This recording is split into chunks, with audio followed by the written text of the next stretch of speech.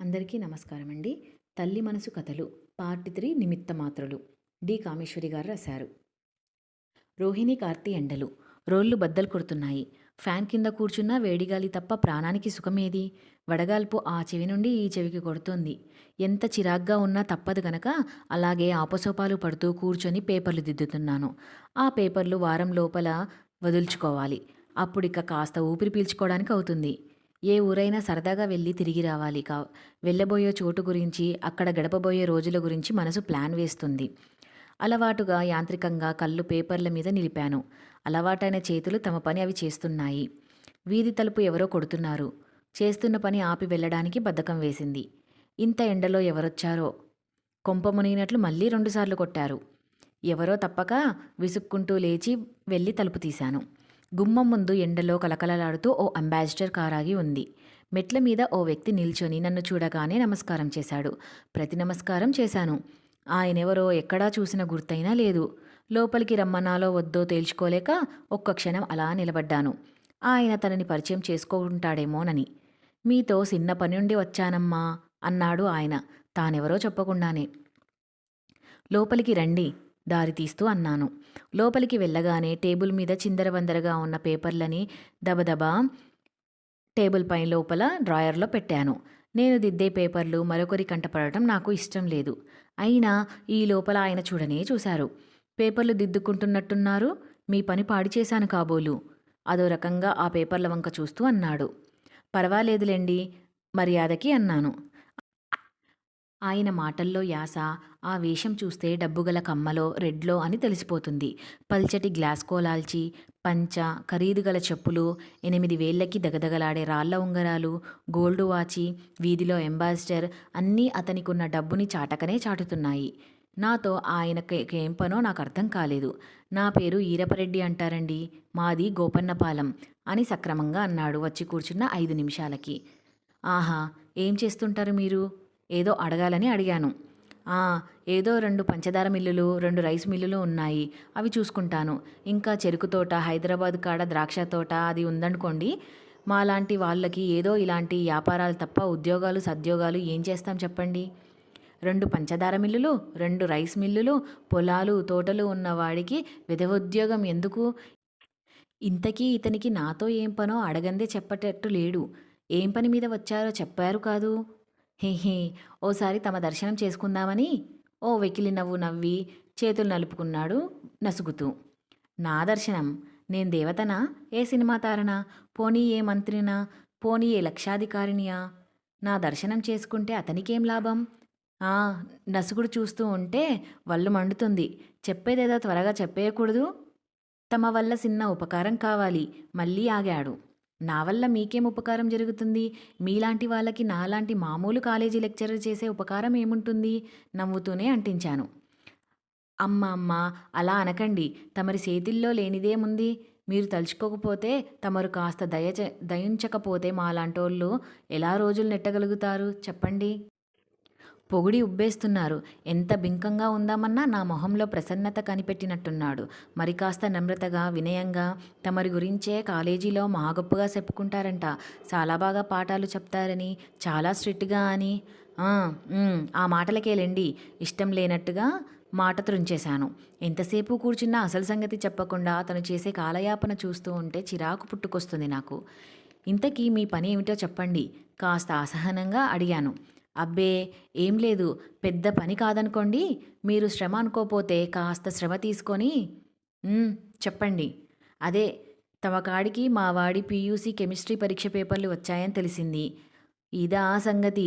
నేనెంత మూర్ఖురాల్ని! పరీక్షలయ్యాక నా దగ్గరికి వచ్చే అపరిచితులు నా సహాయం ఆపేక్షించి వచ్చేవారై ఉంటారు.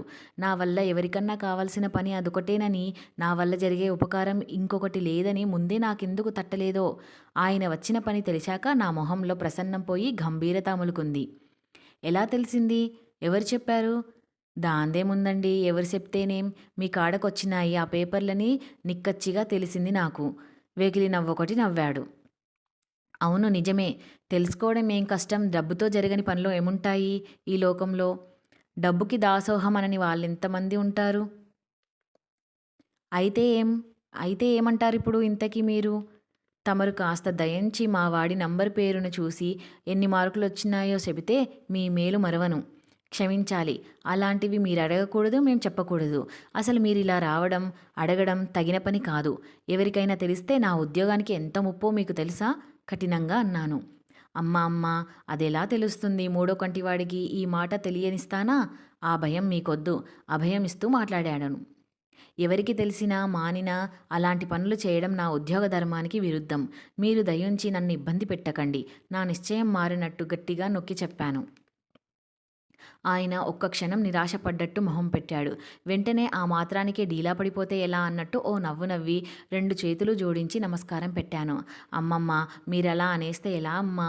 మీ మీద ఆశ పెట్టుకొని ఇంత దూరం వచ్చాను. ఈ మాత్రం సాయం మీరు చేయకపోతే తప్పదు.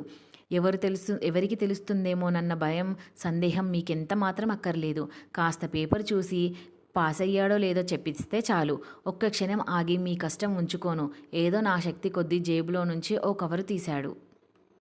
లంచమిస్తాడనమాట. ఎంత ధైర్యంగా మొహం ఎదుటే చెప్తున్నాడు. నా వల్లు మండింది. తక్షణం బయటికి గెంటాలన్న ఆవేశం వచ్చినా పెద్ద మనిషి అని అమర్యాదగా మాట్లాడలేదని పొమ్మనలేకపోయాను. చూడండి, నాకిలాంటివి ఇష్టం లేదు. ఇలాంటి అవినీతి పనులకి పాల్పడడం నాకు చేత కాదు. దయచేసి మీరు నన్ను ఇరకాటంలో పెట్టి బాధ పెట్టకండి. అంతకంటే కఠినంగా ఇంకెలా చెప్పాలో ఆ క్షణం నాకు తెలియలేదు. అబ్బే, తవన్ని బాధ పెట్టడం నాకు ఏమాత్రం ఇష్టం లేదు. ఒకరి కష్టం ఉంచుకోవడం నాకు ఇష్టం లేదు. ఉత్తినే ఏ పని ఎవరి చేత వేయించుకోవాలన్నా నాకు అదోలా ఉంటుంది. అంచేత అన్నాను సుమండి. ఏదో సంతోషంతో ఇచ్చిన దాన్ని మీరు కాదనకూడదు అంటూ టేబుల్ మీద కవర్ తెచ్చి పెట్టాడాయన. గుమ్మం దగ్గరికెళ్ళి డ్రైవర్ని కేకేశాడు. డ్రైవరు ఏదో బుట్ట తెచ్చి లోపల పెట్టాడు. మా ద్రాక్ష తోటలో కాసిన ద్రాక్షాలండి. అనాబ్షా ద్రాక్షాల రుచి మరి ఏ ద్రాక్ష రుచికి రాదండి. అతి నైపుణ్యంతో సంభాషణ సాగిస్తున్న ఆయన నాకు మాట్లాడడానికి అవకాశమే ఇయ్యలేదు. ఆయనకి ఎలా చెప్పాలో అర్థం కాని స్థితిలో పడ్డాను. చూడండి, ఇలాంటి లంచాలు అవి తీసుకొని పనులు చేయడం నాకు అలవాటు లేదు. దయచేసి ఈ కవర్ తీసుకోండి. అమ్మమ్మ, లంచమేమిటి? చీచి, లంచమిస్తానా మీలాంటి వారికి? సంతోషంతో ఇచ్చిన కానుక. పోనీ లంచం కాకపోతే కానుక. ఇలాంటి కానుకలు పుచ్చుకునే అలవాటు నాకు లేదు. మీకు నేను ఏం సహాయపడలేనందున నన్ను క్షమించండి, కాస్త కఠినంగా అన్నాను. ఆయన నిరుత్సాహంగా చూశాడు.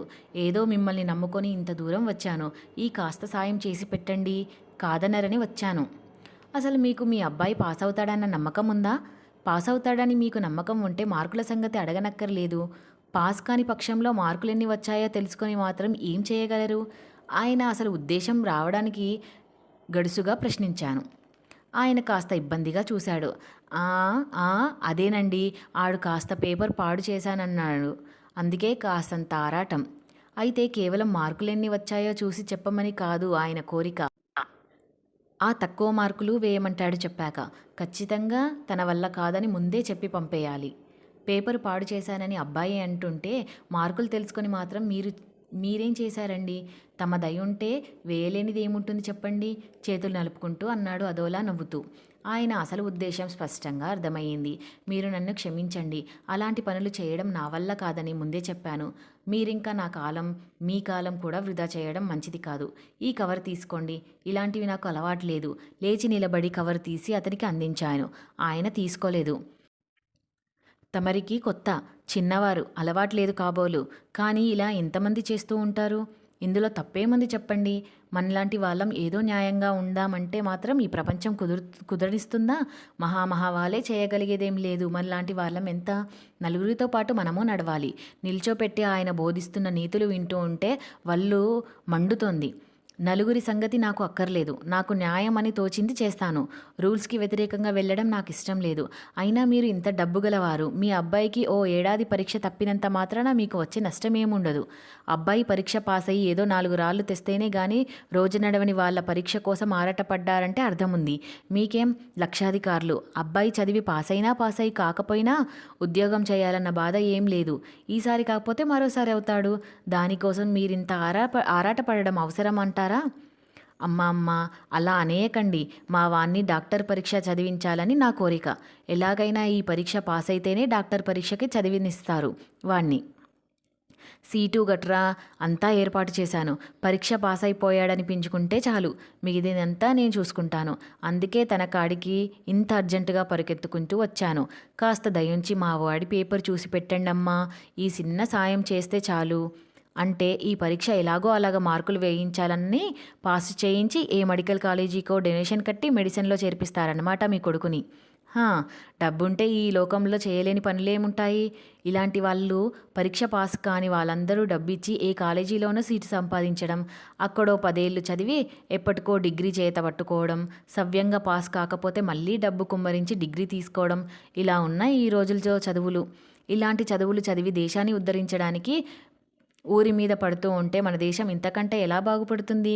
రేపొద్దున ఈ అబ్బాయి ఈనాడు పీయూసీ పరీక్ష స్వశక్తితో పాసు కాలేకపోయినా డాక్టర్ అయిపోతాడు, బోర్డు కడతాడు, లక్షలార్జిస్తాడు.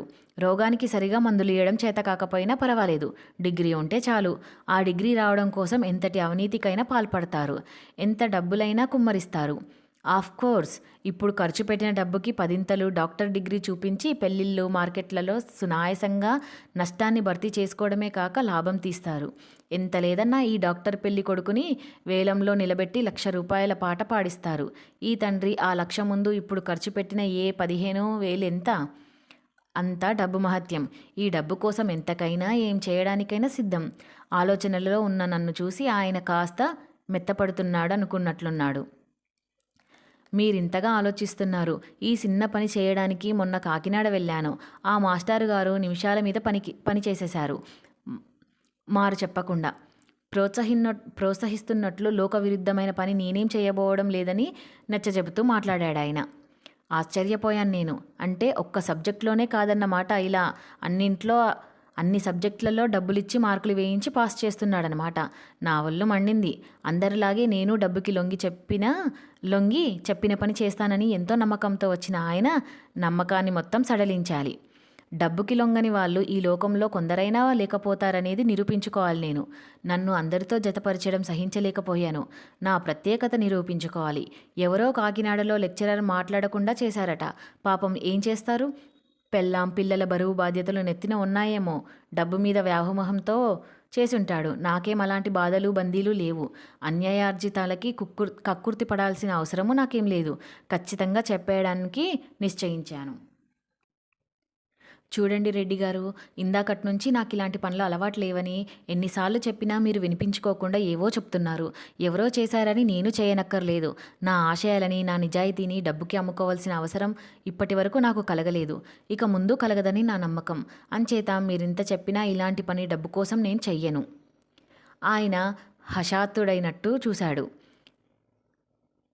ఆయన తన పని ఎంతో సులువుగా నిశ్చయంగా జరిగిపోతుందని, జరగడానికి కావలసిన ఆయుధం తన దగ్గర ఉందని నిబ్బరంతో వచ్చి ఉంటాడు. వ్యవహారం ఇలా ఎదురు తిరుగుతుందని ఎదురుచూడని ఆయనకి ఈ సంఘటన కొత్త. ఏమనాలో, ఇంకెలా నన్ను వశపరుచుకోవాలో ఇదంతా ఆయన ఆలోచించని విషయం. తమరిలా అంటారని ఎన్నడూ అనుకోలేదు. ఏదో ఈ మాత్రం సాయం చేస్తారని గంపెడాశతో వచ్చాను అంత దూరం నుంచి. ఏందో దీనంగా అన్నాడు. అంత గంభీరమైన మనిషి అలా జావగారిపోవడం చూస్తే, ఈయన ఇంత డబ్బుండి కొడుకు తెచ్చే లక్ష 1 ఏడాది ఆలస్యం అవుతుందని దానికోసం ఎందుకింత ఆరాట పడిపోతున్నాడు? ఈ మనిషికి డబ్బు మీద ఇంత కాపీనమా అనిపించింది. ఆ మాట అడగకుండా ఉండలేకపోయాను. మీరు ఈ పరీక్ష కోసం ఇంత ఆతురత పడాల్సిన అవసరం నాకేం కనిపించడం లేదు. లక్షాధికారులు మీ అబ్బాయిని ఇంకో ఏడాది చదివించగలరు. అబ్బాయి పరీక్ష పాస్ అయ్యి ఆర్జించకపోతే రోజు గడవని వారు పడే ఆరాటం మీరెందుకు పడుతున్నారో నాకు అర్థం కావట్లేదు. ఏదో పూటగడని వాళ్ళు వచ్చి తమ అబ్బాయి పరీక్ష కోసం ఆదుర్దాపడుతున్నట్టు నన్ను సహాయం కోరినా అర్థం ఉంది. అలాంటి స్థితిలో నేను జాలిపడి ఏదో సహాయం చేసినా అర్థం ఉంటుంది. మీరు మీ అబ్బాయి విషయంలో అలాంటి అవసరం నాకేం కనిపించడం లేదు. ఈసారి ఛాన్సుకి కష్టపడి చదివితే తప్పక పాస్ అవుతాడు. దానికోసం మీరు ఇంత ఆదుర్దాపడుతున్నారు. నన్ను ఇరకాటంలో పెట్టి నాకు ఇష్టం లేని పని చేయించడానికి ప్రయత్నించడం ఎందుకింత అవస్థ చెప్పండి? పెద్ద మనిషి కదా అని చెప్పదలసిందంతా సౌమ్యంగానే చెప్పాను. అంతేనంటారా? నానా గడ్డి కరిచి మిగతా వాళ్ళ చేత మార్కులు వేయించి మెడికల్ కాలేజీ సీటు రిజర్వ్ చేయించింది అంతా వృధానేనంటారా? తనలో తాను గొనుక్కున్నాడు. నేను నవ్వాను. మెడికల్ కాలేజీ సీట్ ఎక్కడికి పోతుందండి? ఓ 10,000 మీవి కావనుకుంటే ఎప్పుడు పడితే అప్పుడు మీకోసం రెడీగా ఉంటుంది. ఆయన ఉంగరాలు సవరించుకుంటున్నాడు. తలగొక్కుంటున్నాడు. ఇంకా ఏదో చెప్పాలని ఆరాటపడుతున్నాడు. ఇంతకీ వదిలేటట్టు లేడని నేను కుర్చీలో నుంచి లేచి కవరు తీశాను ఇయ్యడానికి. అమ్మా! తమరెలాగో నిక్కచ్చిగా తమ అభిప్రాయం చెప్పేశారు. ఏం చేస్తాను? నా ప్రాప్తం ఇంతే అని అనుకుంటాను. పోనీ చిన్న సాయం చేసి పెట్టండి. వాడి పరీక్ష పాసయ్యాడో లేదో ఒక్కమారు పేపర్ చూసి చెప్పేస్తే ఇక ఈ ఏడాదికి ఆ సీటు వద్దని రాసేస్తాను. ఆళ్ళు మా వాడి కోసం ఓ సీటు అట్టే పెట్టారమ్మా! ఏదో సంగతి ఆళ్ళకి రాయాలి కదా! ఒక్క క్షణం పేపర్ చూసి చెప్పేయండి చాలు ఆశగా అడిగాడు. ఒక్క క్షణం సందేహించాను. నా అభిప్రాయం ఖచ్చితంగా చెప్పాను. నేనే సాయం చేయనని ఆయనకి అర్థమయ్యింది. ఒక్క మాట చెప్పేస్తే వెళ్ళిపోతాడు తొందరగా. ఆయన్ని వదుల్చుకోవడానికి అంతకంటే మార్గం కనపడలేదు. సందేహిస్తూనే నంబర్ అడిగాను. ఏమిటో మీరు ఎంత చెప్పినా నన్ను ఇరకాటంలో పెడుతున్నారు. చిన్నగా విసుక్కొని పేపర్ తీశాను. క్షమించండమ్మా, నిజమే తమకి శ్రమ ఇస్తున్నాను, మరేమనుకోకండి అతి వినయంగా క్షమాపణ కోరాడు. పేపర్లు బయటికి తీయకుండానే గబగబా ఆ నెంబర్ కోసం వెతికాను. ఆ కట్టల్లో కావలసిన నెంబర్ కనిపించగానే మార్కులు మాత్రం చూశాను. 18 మార్కులు. పాస్ మార్కులకి సగానికి సగం తక్కువ. ఆ మాట చెప్పాను. ఆయన ముఖం నల్లబడింది. పోయిందన్నమాట పరీక్ష అనుకుంటూనే ఉన్నాను అన్నాడు. చూశారా, ఒకటి కాదు రెండు కాదు తక్కువ. నేనే కాదు ఎవరైనా ఇలాంటి పరిస్థితులలో ఏం సహాయం చేయగలరు చెప్పండి అన్నాను డ్రాయరు మూసేసి. ఆ, తమరు తలుచుకుంటే ఇదో లెక్క తమకి. దయలేదు కానీ ఆ పక్క 1 4 కింద ఎంత సులువుగా మారిపోతుంది. ఎటొచ్చి తవరు దయుంచాలి మాలాంటి వాళ్ళ మీద అంటూనే మరొక పక్క జేబులో నుంచి ఇంకో కవర్ తీసి, హీ మీ దయ మా ప్రాప్తం. నీట ముంచినా పాలల్లో ముంచినా మీదే భారం. మరి వస్తా, దయుంచండి. కవర్ టేబుల్ మీద పెట్టి వాణ్ణి పాస్ చేయించే భారం మీదే అని గబగబా వెళ్ళడానికి ఉద్రిక్తుడయ్యాడు. తెల్లబోయాను నేను. ఇంత చెప్పినా ఇచ్చింది చాలక మరో ఇంత ఇచ్చి ఎంత ధైర్యంగా వెళ్ళిపోతున్నాడు. డబ్బిచ్చి వెళ్ళిపోతే చచ్చినట్టు ఆ డబ్బు తీసుకున్నందుకు కృతజ్ఞతతో కాకపోయినా మరో దారి లేక పాస్ చేస్తానని ఆయన ఉద్దేశం కాబోలు. కోపం కట్టలు తెంచుకుంది నాకు. ఆగండి అన్నాను కఠినంగా. ఓ కవరు తీసి చూశాను. 500 రూపాయల నోట్లు. ఇది మార్కులు చూసి చెప్పడానికి లంచం. మరో కవరు తీశాను. మరో 500 మార్కులు వేసేందుకు లంచం. 1000 రూపాయలను ఒక సబ్జెక్టు పాస్ అయ్యేందుకు ఇలా ఎన్ని వేలు ఖర్చు పెడతాడో మొత్తం పరీక్ష చేయించుకోవడానికి. మీరేదో పెద్ద మనుషులు కదా అని ఇంతసేపటి నుంచి ఏదో ఓపిగ్గా మాట్లాడాను. ఎంత చెప్పినా కూడా మీరు మీ జబర్దస్తి ఏంటి? ఈ డబ్బు తీసుకొని వెంటనే వెళ్ళండి. లేకపోతే పర్యవసానం ఎలా ఉంటుందో మీరే చూస్తారు ఇప్పుడే. వేలితో గుమ్మం వంక చూపిస్తూ కోపంగా అన్నాను. ఆయన మొహం ఎర్రబడింది. నా వంక తీక్షణంగా ఒక్కసారి చూశాడు. కవర్లు జేబులో పెట్టుకొని గబగబా వెళ్ళి కారులో ఎక్కి తలుపు దడాలన వేశాడు. కారు వెళ్ళిపోయింది. తేలిగ్గా నిట్టూర్చి వీధి తలుపులు వేసి వెనుదిరిగాను. 1000 రూపాయలు తక్కువ మొత్తం కాదు. కావాలంటే ఇంకా ఇస్తాడు. అంత సొమ్ము వదులుకునే మనస్థైర్యం ఎంతమందికి ఉంటుంది? డబ్బు ప్రభావానికి లొంగే వాళ్ళున్నంత వరకు ఈ చదువులు ఇలాగే ఉంటాయి. ఓ మంచి పని చేశానన్న తృప్తితో గర్వంగా నన్ను నేను అభినందించుకున్నాను. నమస్కారం, గుర్తున్నానా మీకు? క్లాస్ అయ్యాక స్టాఫ్ రూంలోకి వస్తూ ఉంటే వరండాలో ఓ పెద్ద మనిషి నమస్కారం పెట్టి పలకరించాడు. ఆయన్ని ఎక్కడో చూసినట్లు అనిపించింది నాకు. కానీ గుర్తు రాలేదు. సరిగ్గా జవాబు చెప్పలేక అలా చూస్తూ నిల్చున్నాను, ఆలోచిస్తూ గుర్తు చేసుకుంటూ. మర్చిపోయి ఉంటారు, ఓసారి తమ దర్శనం కోసం బెజవాడలో మీ ఇంటికి వచ్చాను. బెజవాడలో అంటే 2 ఏళ్ల కిందటన్నమాట. ఎప్పుడొచ్చారో ఎందుకు వచ్చాడో సరిగ్గా జ్ఞాపకం రాకపోయినప్పటికీ ఏదో ఆయన్ని చూసిన గుర్తు మాత్రం ఉంది. మర్చిపోయారు తమరు. మా వాడి పీయూసీ మార్కుల కోసం మీ కాడికి వచ్చాను కదండి. అప్పుడే మర్చిపోయారా తమరు? అవునులేండి, మాలాంటోళ్ళు ఎందుకు వస్తుంటారు మీ కాడికి అదోలా నవ్వుతూ అన్నాడాయన. చటుక్కున గుర్తొచ్చింది. అవును, 2 ఏళ్ల క్రితం నేను బెజవాడలో ఉన్నప్పుడు కొడుక్కి మార్కుల కోసం లంచం ఆశ చూపించి పాస్ చేయమన్నారు ఈరపరెడ్డి. అవునవును, గుర్తుకొచ్చారు. చాలా రోజులయ్యిందండి, వెంటనే గుర్తుపట్టలేకపోయాను. ఇక్కడికి ఏం పని మీద వచ్చారు? మేము హైదరాబాద్లోనే ఉంటున్నాం ఇప్పుడు. మా పిల్లల్ని కాలేజీలో చేర్పించడానికి వచ్చాను. పీయూసీ క్లాసు చదువుతుందమ్మాయి. ఆహా అని ఇంకేం అనకుండా ముందుకు ఓ అడుగు వేశాను, నమస్కారం పెట్టి వెళ్ళొస్తానని చెప్పి. కానీ అంతలోనే వాళ్ళ అబ్బాయి సంగతి గుర్తొచ్చి అడగాలన్న కుతూహలంతో వెనక్కి వచ్చాను. అన్నట్టు మీ అబ్బాయి ఏం చేస్తున్నాడు ఇప్పుడు? ఏం చదువుతున్నాడు? ఆయన అదోలా నవ్వాడు. ఏదో తమ దయ వల్ల మెడికల్ కాలేజీలో చదువుతున్నాడు. ఆహా! మొత్తం మీద అన్నట్టుగానే అబ్బాయిని మెడిసిన్ చదివిస్తున్నారనమాట. తర్వాత సెప్టెంబర్ ఛాన్స్‌లో పాసయ్యాడా? మార్కులు బాగా వచ్చాయా ఆసారి? కుతూహలంగా అడిగాను. సెప్టెంబర్ కాదండి. మొదటి ఛాన్స్‌లోనే పాసయిపోయాడు. వెంటనే మణిపాల్‌లో చేర్పించాను. అదో రకంగా అతని కళ్ళు మెరిశాయి. తెల్లబోయాను. మొదటి ఛాన్స్‌లో ఎలా పాసయ్యాడు? తక్కిన పేపర్ల సంగతి నాకు తెలియకపోయినా నా దగ్గర ఉన్న పేపర్‌లో 18 మార్కులు వచ్చిన ఆ అబ్బాయి ఎలా పాసయ్యాడు? ఆశ్చర్యంతో చూశాను. బహుశా యూనివర్సిటీలో ఏ రిజిస్ట్రార్‌కో డబ్బు బాగా ముట్టజెప్పి చేయించారేమో! అయ్యుంటుంది. ఆయన ఈయన ఇంటికొచ్చి అడగబట్టి ఫలానా నెంబరు, ఎన్ని మార్కులు వచ్చాయో నాకు గుర్తుంది కానీ, లేకపోతే పేపర్లు దిద్ది పంపాక ఎవరెవరు పాసయ్యారో, ఫెయిలయ్యారో గుర్తెవరికుంటుంది? అక్కడ ఏం చేసినా మాకు తెలియదు కదా! పాసయ్యాడా? మొదటి ఛాన్స్‌లో పాసయ్యాడా? అదెలా? 18 మార్కులు వచ్చిన మీ అబ్బాయి ఎలా పాసయ్యాడండి? ఆశ్చర్యపోతూ అడిగినట్టు అడిగాను. హి! తమ దయంటే పాసు కావడానికి ఏముందండి? తమరు అలా అన్నారు కానీ, మీ మనసెంత మంచిదో నాకు తెలీదా? వెకిలి నవ్వు నవ్వాడు. దిమ్మెరపోయాను. నా దయ ఉంటే పాసవ్వడం ఏముంటుందని? నేనేం దయ చూపలేదు. నా చేత్తో ఇంకో అరమార్కు కూడా ఆ పేపరు మీద వేయలేదు. నా మనసు చాలా మంచిదంటారేమిటి? అంతా గందరగోళంగా అనిపించింది. మీరేమంటున్నారో నాకు అర్థం కావడం లేదు. నేనేం మీ అబ్బాయికి మార్కులు వేయలేదే. నేను దయ చూపడం ఏమిటో నాకు అర్థం కావడం లేదు. పోనీయండి అమ్మగారు. అయిపోయిన దానికి ఇప్పుడెందుకు? ఏదో తమరు కాస్త జాలిగా ఆలోచించారు. వాడి పరీక్ష పాస్ అయ్యింది. అంతే చాలు నాకు. మళ్ళీ అదే మాట? రెడ్డిగారు, మీరు ఏమంటున్నారో నాకు అస్సలు అర్థం కావడం లేదు. నాకు తెలిసి ఇలాంటి పని నేనెప్పుడూ చేయలేదు. మరి ఇదెలా సాధ్యమయ్యింది? దయచేసి తిన్నగా చెప్పండి. నాకిలాంటి మాట రావడం ఇష్టం లేదు. ఇదెలా జరిగిందో చెప్పండి. మీరు ఎవరికో యూనివర్సిటీలో డబ్బిచ్చి పాస్ చేయించి ఉంటారు. నేను చేశానంటారేంటి? కాస్త తీక్షణంగా అడిగాను. అబ్బే! రామరామ, తమరి సేత్తో తవరేసిన మార్కులే. మరీ నేనెవరి కాడికి ఎళ్ళలేదండి. అందుకే తవరిది జాలిగుండే అన్నాను అని అతి వినయంగా అన్నాడు.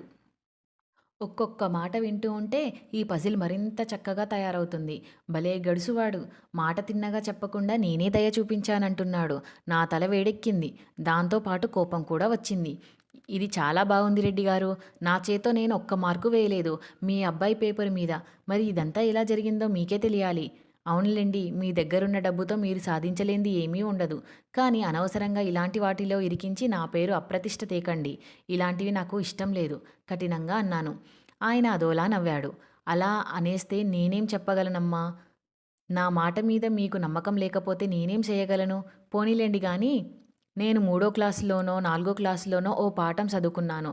అదెవరిదో బెంగాలీ ఆయన విద్యాసాగరో మరెవరో ఓరింటికి విందు భోజనానికి ఎళ్ళాడట మామూలు బట్టలేసుకొని. ఆడి బట్టలు చూసి ఎవడూ లోపలికి రానీయలేదట. ఆ పాలాయన ఇంటికెళ్ళి మంచి బట్టలేసుకొని గుర్ర బగ్గీలో అలా రాగానే అందరూ ఎదురెళ్ళి ఆహ్వానించారట. అప్పుడనుకున్నారంట ఆయన, ఈ గౌరవం డబ్బుకి గాని మనిషికి కాదు అని. ఈయన మాట్లాడేది ఏది ఏమిటో అర్థం కాక ఆ అసందర్భపు మాటలేమిటి అని విసుగు వచ్చింది నాకు. ఇదంతా మీరెందుకు చెప్తున్నారు? నేనన్నదానికి దీనికి సంబంధం ఏమిటి? రెడ్డిగారు వ్యంగ్యంగా నవ్వాడు. ఆ! ఆ! అదే. ఇన్నాళ్ళు నేను డబ్బుకే ఇలువ, వేషానికే విలువ అందరూ ఇస్తారని ఆయనలాగే అనుకున్నాను.